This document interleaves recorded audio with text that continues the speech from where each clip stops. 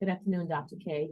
This video is pertaining to my part 2 of my key assessment, and my SMART goal is during the 2022-23 school term, teachers at Fountain Elementary School will provide parents with a weekly update on Mondays and Fridays to ensure that parents are kept well informed of pertinent information that's being done here at Fountain Elementary School.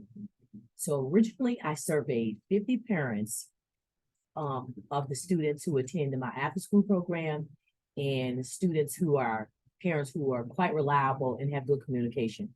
And out of those, only 15 of those 50 parents actually completed the survey for information. The results that we received were favorable. A couple of parents did indicate that they thought a lot of the information was information overload because we believe in providing vital information to parents. So this is what I think the problem is. We need to come up with a more solidified means of getting additional parents engaged in what we're actually doing here at Fountain, because we understand that when parents are interested and engaged in their students, that their test results, and we get a better, more well-rounded student. So during the interview that I had with my principal and my assistant principal, because we have a brand new principal here, I asked them questions in which you said that we should address. For instance, things that they would ask would, how long did the parents have to complete the survey? What method of the survey did we offer the parents? Was there a reminder to the parents to complete the survey? And if, this was a very, very big question, they asked, if I translated the questions for the parents so they can have an opportunity to have it in English as well as in Spanish. So parents were given about a week to complete the survey, and only one reminder was sent out for them to complete the survey. The survey questions were translated into Spanish to assist, of course, parents with our ELA students. The questions asked a varying of questions pertaining to if they felt comfortable with the teacher, to the programs, if it was differential instruction, if they had a problem, did they feel comfortable with seeking out the teacher or anyone at school to assist. And the response in which the parents came to pick up students early and drop them off late during the after school program is when I got the majority of my survey completed. They were the majority of the individuals to complete it. And I was thinking, how can I get better or more parents interested in completing the surveys or helping us help them to know what we're actually doing here at Fountain? So I thought, like when we have open house or math science night or literacy night or anything that we have that we're offering here at our school, that I set up 3 or 4 computers in the foyer and get them to complete the surveys so that they can basically share with us their feelings on things that we can do better, because we want to have a solidified parent-teacher school relationship. We are very, very, very, very much so interested in that. We also discussed me incorporating a parent on our PBIS school team. We are heavily into PBIS.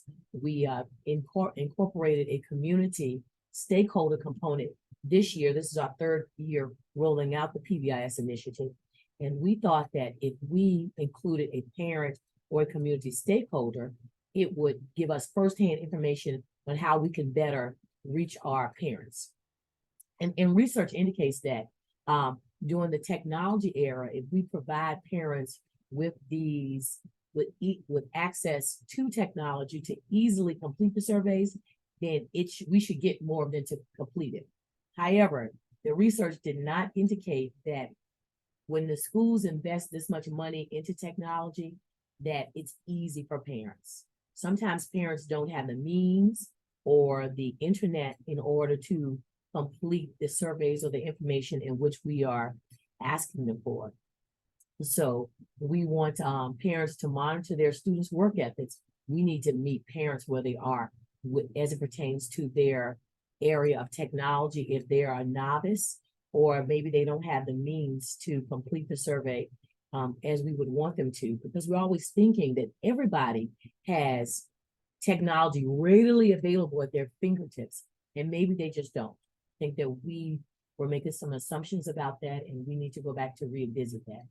We also want to do to share our data from the survey during our first PBIS meeting, where we are going to have an agenda to discuss the tasks that we are for the upcoming year as it pertains to the rolling out of our PBIS community stakeholder model, which we're saying that we want parents to be a cohesive unit here at school. And we were thinking that this will be September, late September, early October, because we want to hit the ground running, because we are very, very excited about our active parent involvement.